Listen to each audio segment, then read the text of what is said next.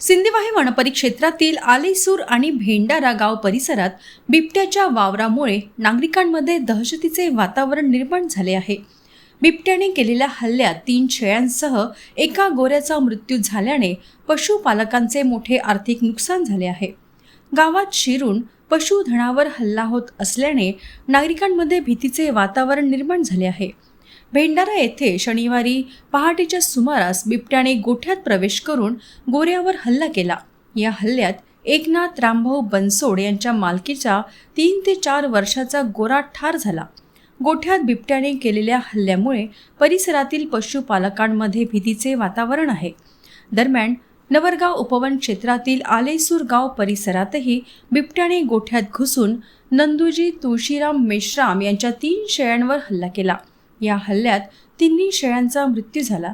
सदर दोन्ही घटना पशुपालक गोठ्यात गेल्यावर घटना उघडकीस आल्या आहेत. गाव परिसरात भीतीचे वातावरण निर्माण झाले असून दोन्ही घटनांची माहिती वन विभागाला देण्यात आली असून घटनास्थळी पंचनामा करण्यात आला आहे.